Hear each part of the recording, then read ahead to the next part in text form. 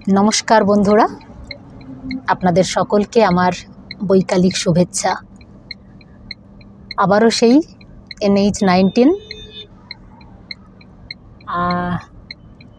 আমার বড় বাহন আর আপনারা সকলে তো জানেনই, আপনারা ঠিক এই সময় যখন আমি বাড়ি ফিরি আপনাদের সঙ্গে কখনো কখনো একটু আড্ডা দিতে আমার ইচ্ছে করে। আর সেই আড্ডা অবশ্যই হয় আপনাদের সঙ্গে আমার, জানেনই, গানে গানে অথবা কবিতায়। আজ একটি কবিতার কয়েকটা লাইন একটু করব। অ্যাকচুয়ালি আমি বোধহয় এই যে প্রত্যেক দিন আপনাদের সঙ্গে একটু আড্ডা দিই গানে গানে বা কবিতায়, সেটার মেন কারণ বোধহয় আপনাদের সঙ্গে আড্ডা দেওয়া তো অবশ্যই, তার সঙ্গে আমি অ্যাকচুয়ালি বাড়িতে সেইভাবে আর সময় হয়ে ওঠে না বা করা হয়ে ওঠে না এগুলো। তো একটু বোধহয় নিজের মেমোরিটাকে টেস্টও করি যে এত বছর আগে এগুলো করতাম, তো এখন কতটা কি মনে আছে দেখি। সেই মতোই আজকেও একটু মেমোরি টেস্টই বলতে পারেন। একটি কবিতা, বেকারের চিঠি, কবি মণিভূষণ ভট্টাচার্যের লেখা। এটা আমি আমার স্কুল লাইফ থেকে বিভিন্ন স্টেজে পারফর্ম করেছি এবং অনেকেই পছন্দ করেছিলেন সেই সময়। তো আমি জানি না আমার কতটা মনে আছে, আমি চেষ্টা করছি যতটুকু মনে আছে সেইটুকু করার। আমার বয়স যে বছর 21 পূর্ণ হলো, ভোট দিলাম। দ্বিতীয়বার যখন চটের পর্দা ঢাকা খোপড়িতে ঢুকে প্রগতিশীল প্রতীক চিহ্নে ছাপ মারছি, তখন আমি 26। 29 বছর বয়সেও বিশ্বের নিঃস্বতম গণতন্ত্র রক্ষার জন্য আমার প্রাণ আকুল হয়ে উঠেছিল। কিন্তু এবছর ভোটের দিন সারা দুপুর তক্তপোষে শুয়ে বেড়ার ফোকর দিয়ে পতাকা ওড়ানো রিকশার যাতায়াত দেখেছি, কিন্তু ভোট দিতে যাইনি। না, আমি ভোট বয়কট করিনি, ভোট আমাকে বয়কট করেছে। কারণ আমার বয়স 31। 30-এর পর সরকারি চাকরি পাওয়া যায় না। যে সরকার আমাকে চাকরি দেবে না, সেই সরকার গঠনের জন্য গায়ে আমার পুলক লাগে, চোখে ঘনায় ঘোর, এরকম আশা করা যায় না। বিশেষ বিশেষ ক্ষেত্রে অবশ্য বয়স 5 বছর শিথিলযোগ্য, কিন্তু আমার ক্ষেত্রে বিশেষ কারণ বিশেষভাবেই অনুপস্থিত। অগত্যা সরকারি চাকরি পাবার একটাই উপায় আছে, সার্টিফিকেট জাল করে বয়স কমিয়ে ফেলা। কিন্তু হে নন্দিত নেতৃবৃন্দ, যদিও আমার চোখের উপর আপনাদের অনির্বচনীয় লীলাময় জীবন খোলা আছে, তবু জালিয়াত হতে পারবো না। আমার বাবা সৎ ছিলেন।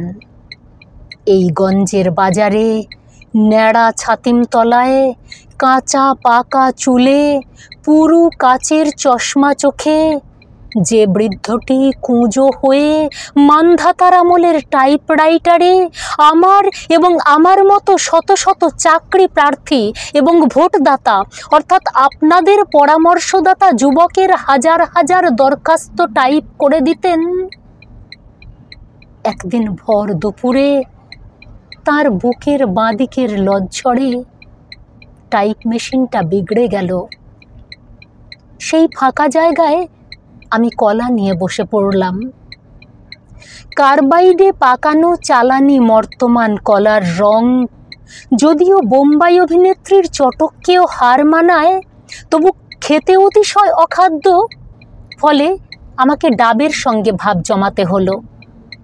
পা ফাঁক করে দাঁড়িয়ে ধুতি, পাঞ্জাবি, শার্ট, প্যান্ট যখন সরু নল দিয়ে চোঁ চোঁ করে সুমিষ্ট জল টেনে নিত, তাদের দুপায়ের ফাঁক দিয়ে আমি এই গঞ্জের ছিন্ন বিচ্ছিন্ন মানুষের মর্মান্তিক মহিমাকে স্পর্শ করতাম। ডাবের খোলাটি ফেলে দেবার সঙ্গে সঙ্গে ভিতরে আঙুল ঢুকিয়ে দেখতাম অধিকাংশ অমেরুদণ্ডী বুদ্ধিজীবীদের মতোই ভিতরে শ্বাস আছে কিনা। তারপর চিরুনি, ব্লাউজ, ধূপকাঠি, তরমুজ, চাল, হুঁশিয়ারি মাল এবং ধূর্ত নেতা পূর্তমন্ত্রী হবার জন্য যত বড় স্বপ্ন দেখে, ঠিক সে আয়তনের মিষ্টি কুমড়ো, অর্থাৎ একের পর এক বহুমুখী বাণিজ্য বিস্তারে আমি বিড়লাকেও ছাড়িয়ে গেলাম। কিন্তু বেড়ালের ভাগ্যে শিকে ছিঁড়ল না, ফলে প্রায় বিনা চিকিৎসায় মা মারা গেলেন। আমাদের এখানে গত 20 বছরে আধখানা হাসপাতাল হয়েছে, বাকি আধখানা হবে না, কারণ প্রধান রাজনৈতিক দলের নেতারা অধিকাংশই ডাক্তার এবং তাদের নার্সিংহোম আছে। রোজ ভোর 4টে উঠে আমি যখন বস্তির গণতান্ত্রিক খাটা পায়খানায় লাইন দিতাম, মা নিজের হাতে দেওয়া ঘুঁটে জ্বালিয়ে চা করে দিতেন। সেই স্যাঁতস্যাঁতে অন্ধকারে ধোঁয়াটে আগুনের সামনে বসে থাকা মাকে আমার ভারতবর্ষ বলে মনে হতো। দিদির মৃতদেহ দড়ি কেটে নামাবার পর থেকে মা একদম চুপ হয়ে গিয়েছিলেন। যার সঙ্গে দিদির বিয়ে হয়েছিল সে গরিব ছিল এবং ভালো ছিল, কিন্তু দারিদ্রতাকে মহানও করেনি বা খ্রিস্টের সম্মানও দেয়নি। এক চোরা কারবারি শ্রমিক নেতার আড় কাঠিতে পরিণত করেছিল। সে সেই নেতাকে মহিলা সরবরাহ করত। সেই নেতার সঙ্গে মন্ত্রীর যোগ ছিল, মন্ত্রীর সঙ্গে কেন্দ্রের যোগ ছিল, কেন্দ্রের সঙ্গে পরিধির যোগ ছিল, পরিধির সঙ্গে ব্যাস এবং ব্যাসের সঙ্গে ব্যাসার্ধের সংযোগ ছিল, এবং এই সব সূক্ষ্ম যোগাযোগগুলি একসঙ্গে গিট লেগে একটা মোটা নাইলনের দড়ি হয়ে দিদির গলার ফাঁস লাগিয়েছিল। চাকরি আমার হতো। জেলার সব ছাত্রদের মধ্যে আমি যদি মাতৃভাষায় প্রথম না হয়ে আপনাদের পিতৃভাষা অর্থাৎ ইংরেজিতে প্রথম হতাম, হয়তো আমার বরাত খুলে যেত। অথবা আমার বন্ধুরা যারা ঠিক ঠিক জায়গায় তেল সরবরাহে আরব রাষ্ট্রগুলিকেও হার মানিয়েছে, আমি যদি তাদের সঙ্গে প্রতিযোগিতায় নামতে পারতাম, তাহলে আমার গলায় বাদামের ঝুড়ির বদলে নেকটাই ঝুলতো। গর্তে ঢুকে যাওয়া ফ্যাকাশে হলুদ রঙের দুটো চোখের শূন্য দৃষ্টি আর একটা ওকেজো টাইপ মেশিন ছাড়া বাবা আমার জন্য আর কিছু রেখে যেতে পারেননি। আর কিছুটা মনে ছিল, কিন্তু পরে আবার কখনো শোনাবো, হয়তো করতে পারতাম।